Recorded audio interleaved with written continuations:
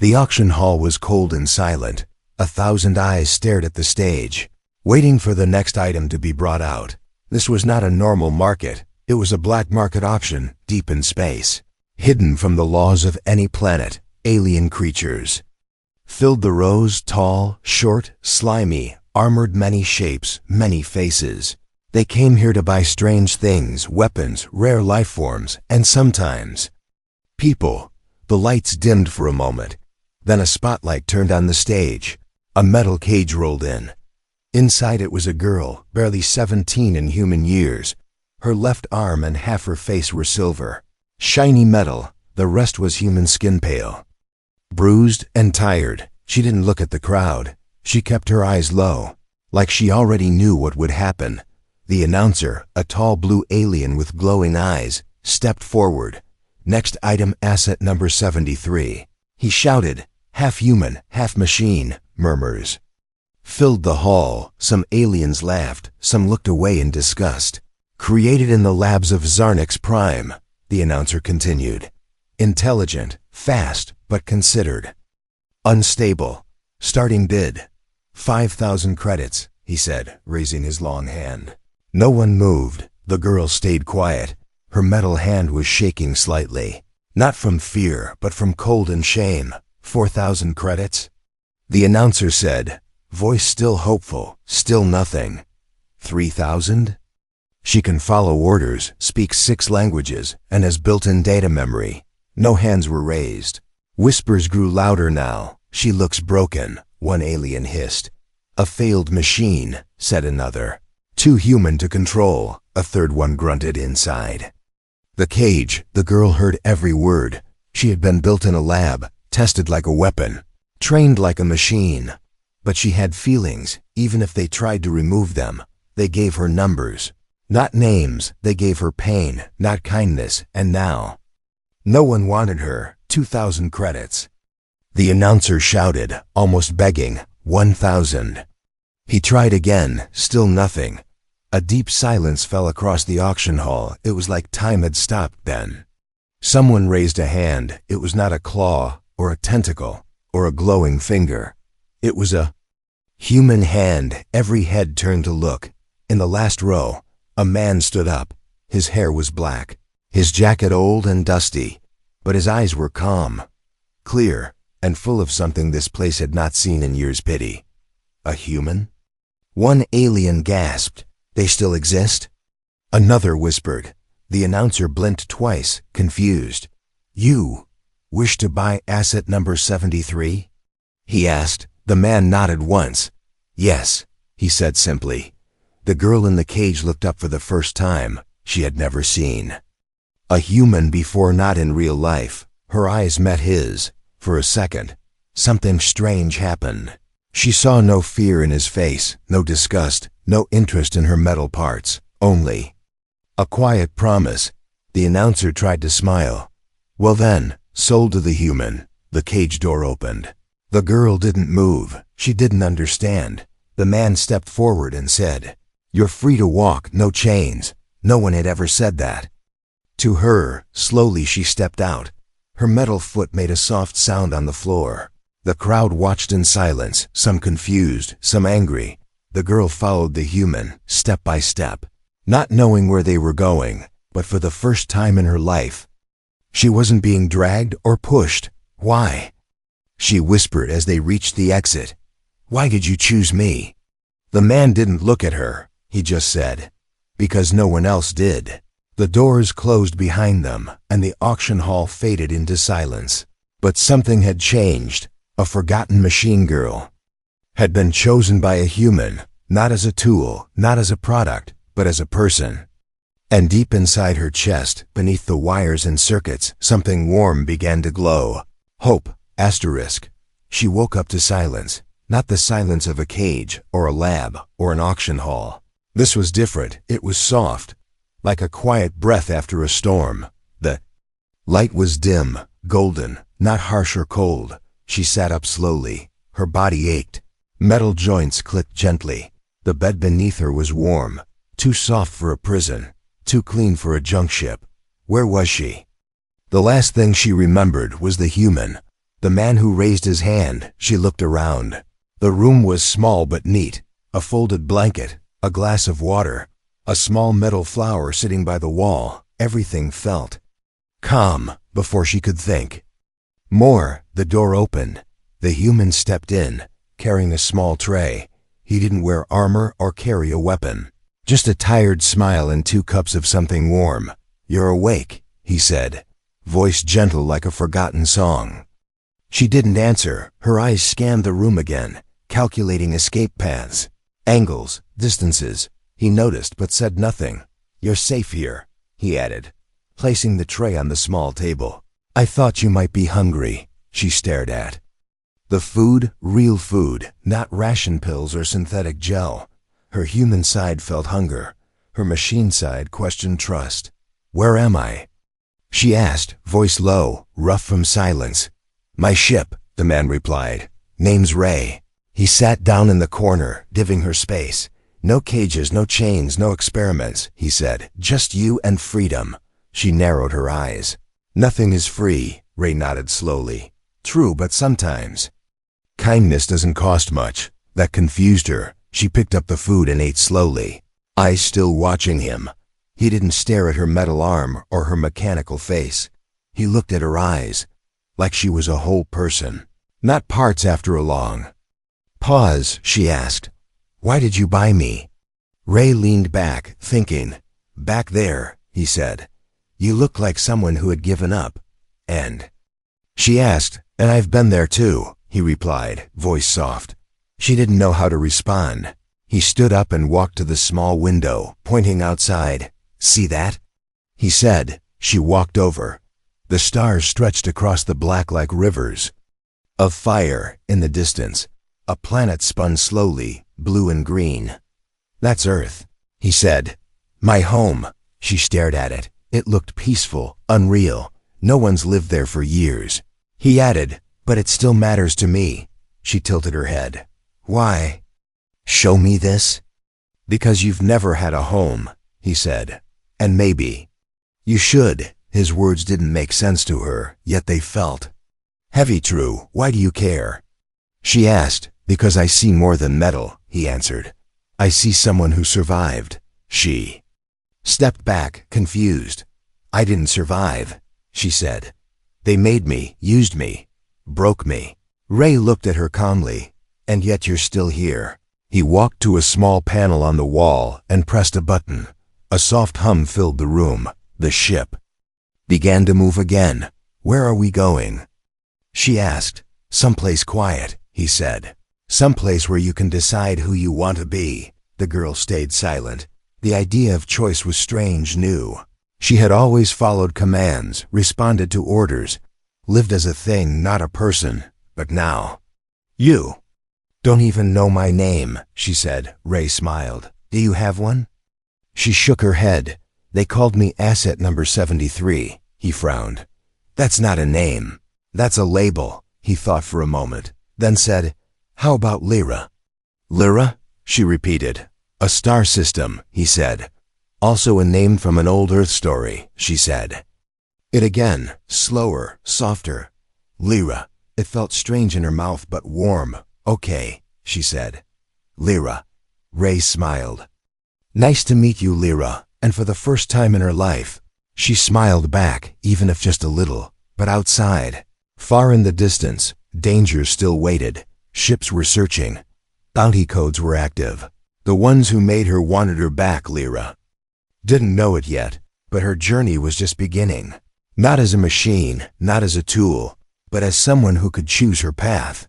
And maybe, just maybe, save others along the way. The stars moved outside the window, but inside the ship, time had stopped. Lyra sat alone in the quiet control room. Her metal fingers touched the glass slowly, as if trying to feel the cold of space. She had a name now, a name given by a stranger, but the question inside her heart was louder than any name. Who am I? The past was like a shadow, always following, never speaking.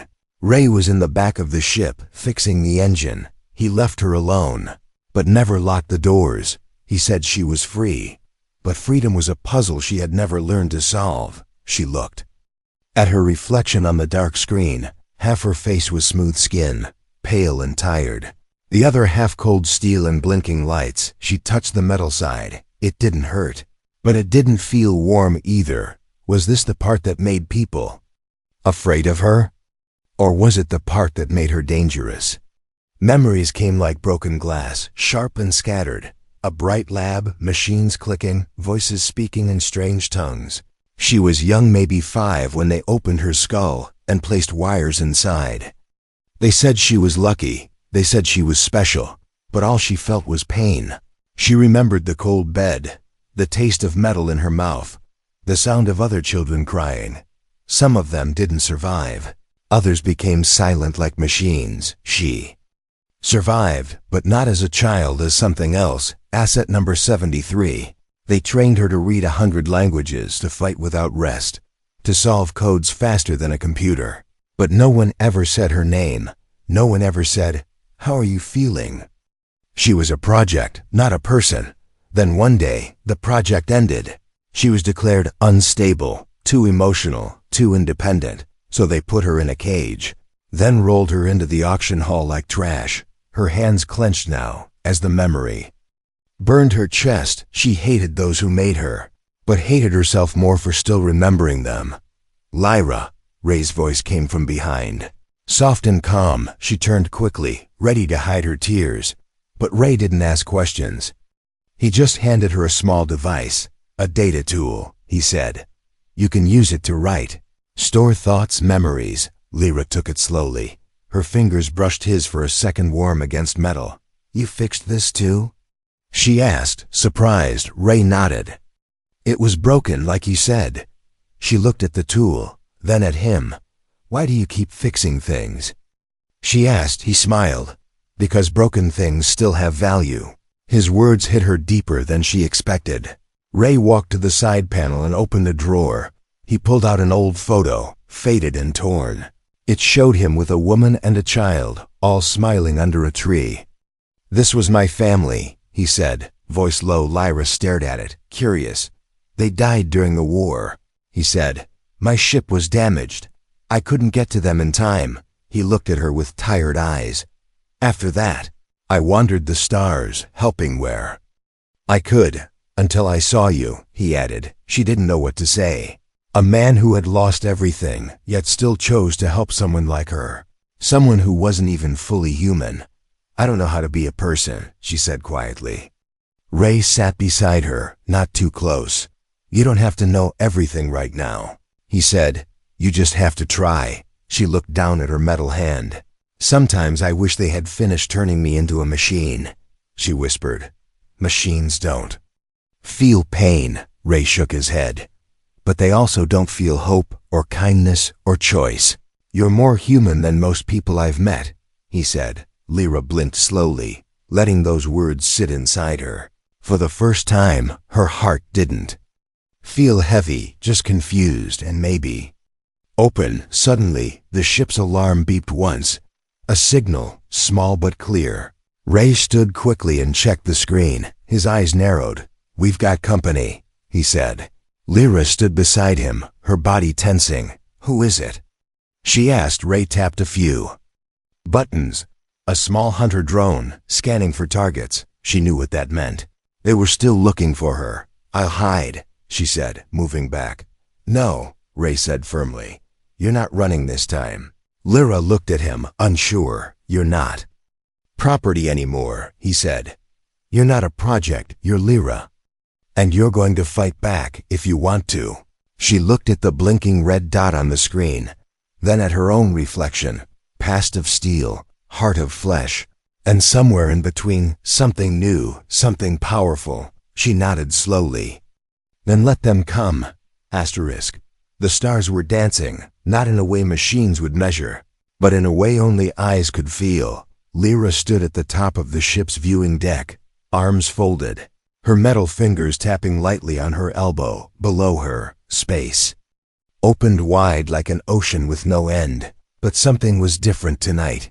She wasn't watching for threats. She was watching because it was beautiful. Ray stood beside her, sipping from a silver mug. Steam rising into the cold air. Ever seen A living nebula before? He asked, nodding toward the glowing cloud ahead. It shimmered in soft blues and bright violets, slowly moving like a dream. Lyra had seen charts, simulations, digital models, but not this, not like this. No, she said. I didn't know space could look like art. Ray smiled. That's because you were trained to survive, not to feel. She didn't answer, but inside, a quiet feeling stirred soft, unsure, almost painful, not pain from wires or code, but something else, something human. The ship passed through the edge of the nebula. Light danced across the hull like ripples on water. Lyra stared at the colors, her hand reaching toward the glass. This doesn't help us escape, she said softly. Why waste time here? Ray looked at her for a long moment.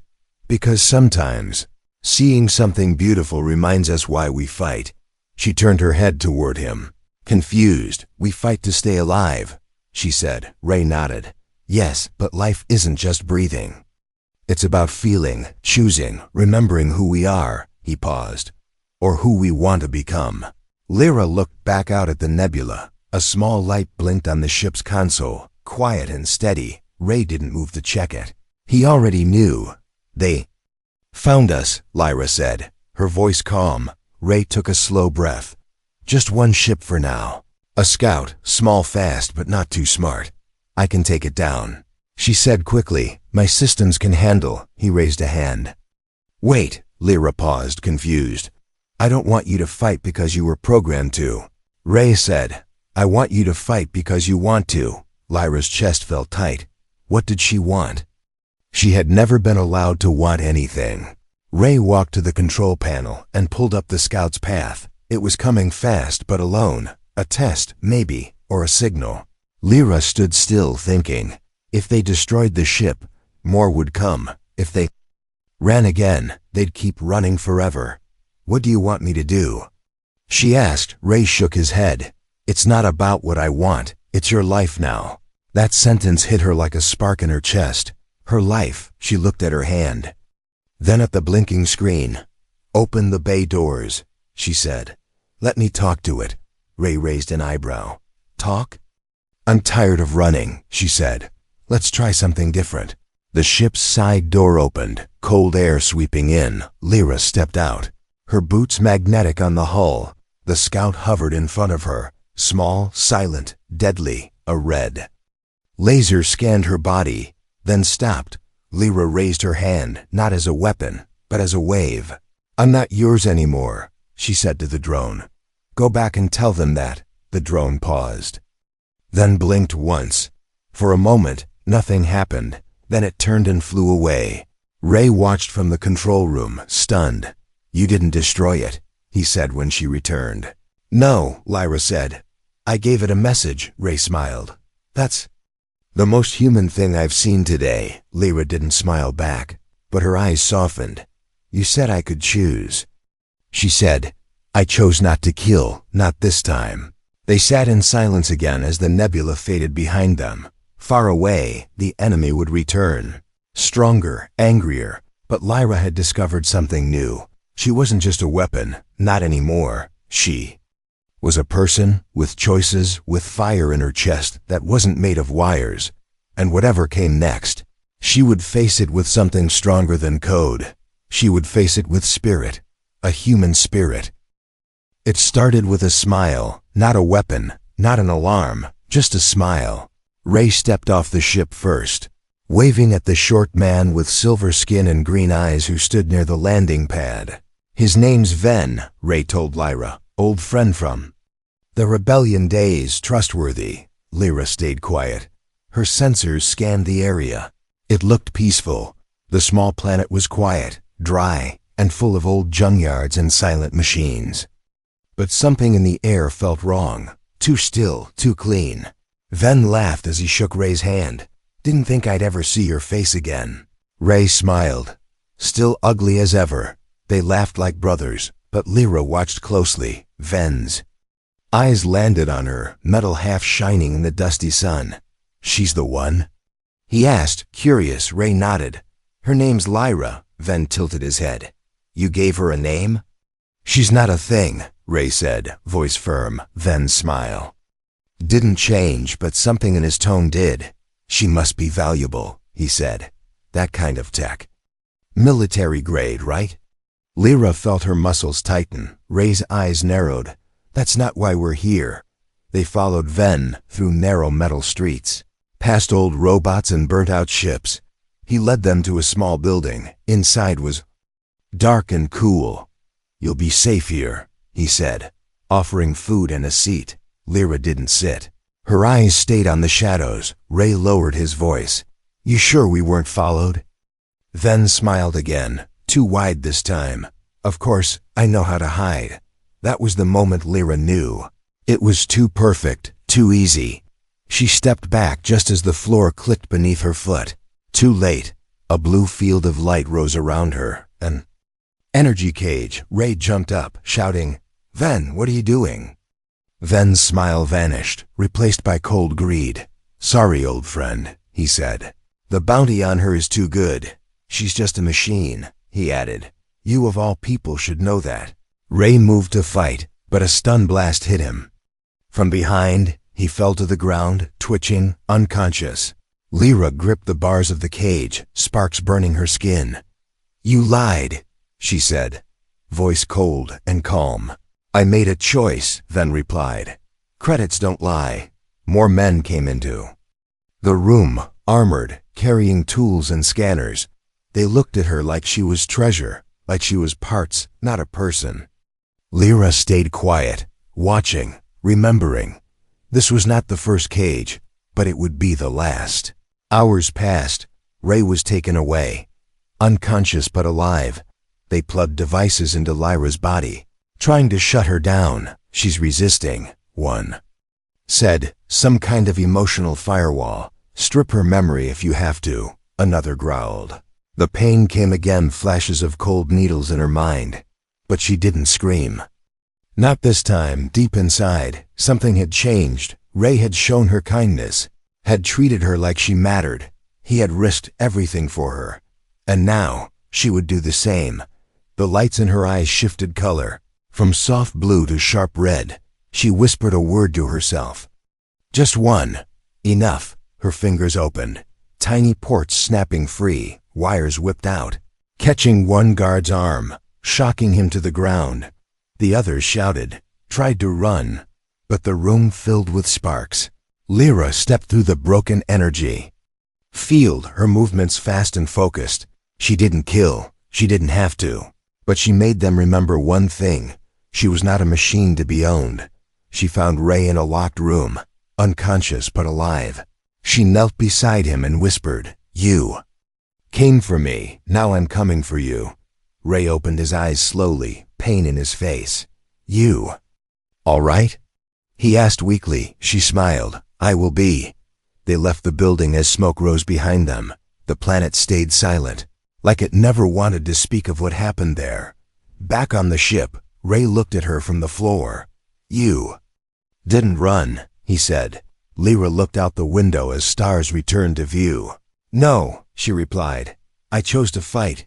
Not because I was built to, she added, but because I was angry. And I cared, Ray nodded. Then they failed, Lyra closed her eyes for a second, her hand resting over her chest. Somewhere in there, beneath wires and pain, a real heart was beating, not perfect, not whole, but hers. And it was strong.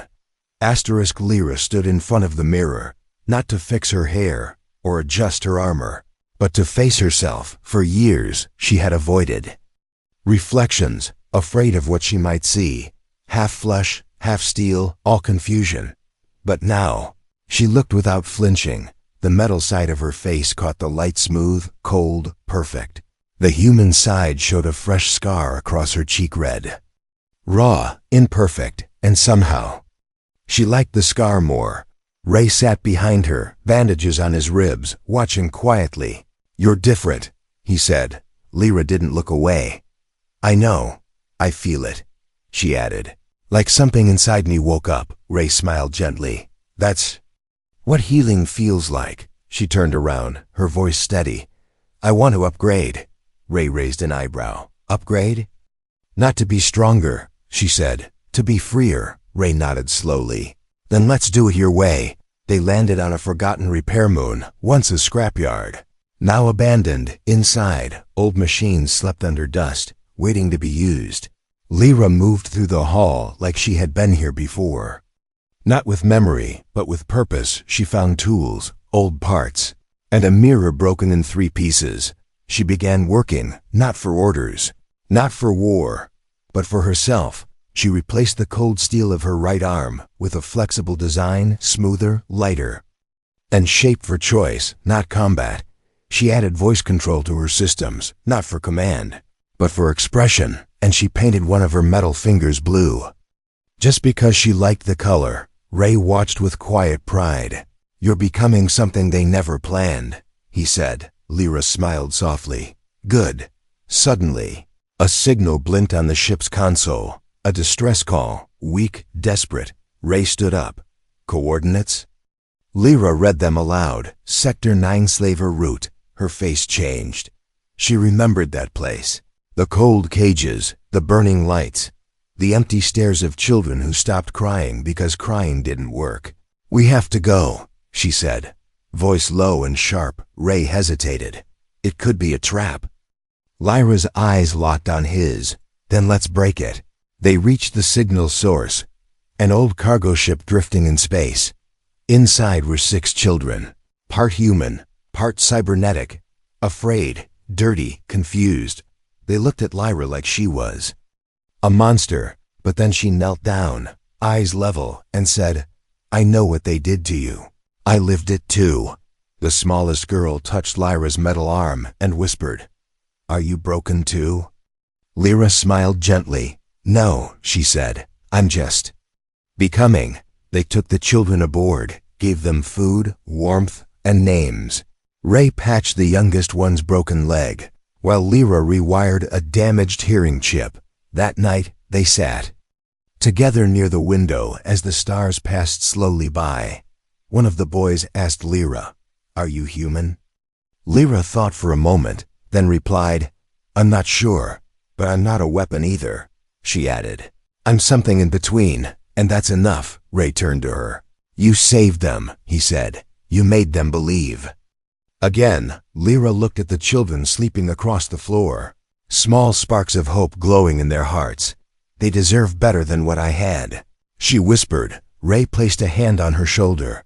Then give it to them. The ship moved quietly through space, carrying new voices, new dreams, and Lyra, who once had no name, no freedom, and no hope, was now building a future, not as a machine, not as a soldier, but as a protector, a leader, and maybe something close to human.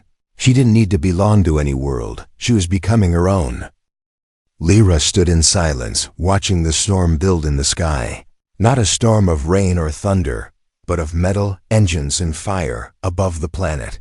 10 warships gathered like shadows. The ones who made her, the ones who broke her, had returned.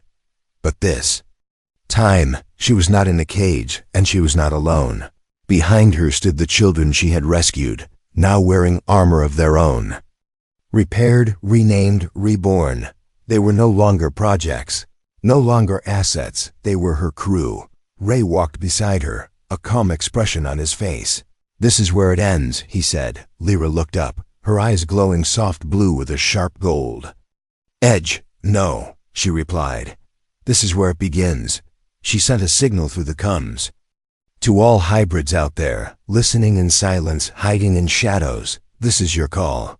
They tried to erase us, sell us, control us, but we are still here, and we are done running across space.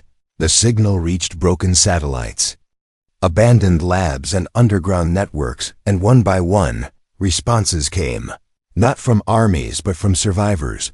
Modified children, escaped test subjects, hidden warriors. They came in stolen ships, patched crafts, and tiny drones with big hearts. They came for her. Because she stood, because she spoke, because she gave them something machines were never supposed to feel: hope. Ray turned to her, voice low. What's the plan, Commander? Lyra smiled. We hit fast. Disable their control ships and protect our people. No killing unless we have to, she added. We're not like them. The battle began like thunder. Lights exploded across the sky as ships clashed, shields shattered, engines roared. Lyra moved through the chaos like lightning. Not just strong but smart, focused, free. She disabled 3 ships herself, moving with grace and fury, not out of anger, but out of purpose. She fought not to destroy, but to protect. Her name echoed through the coms. Lyra's leading the charge.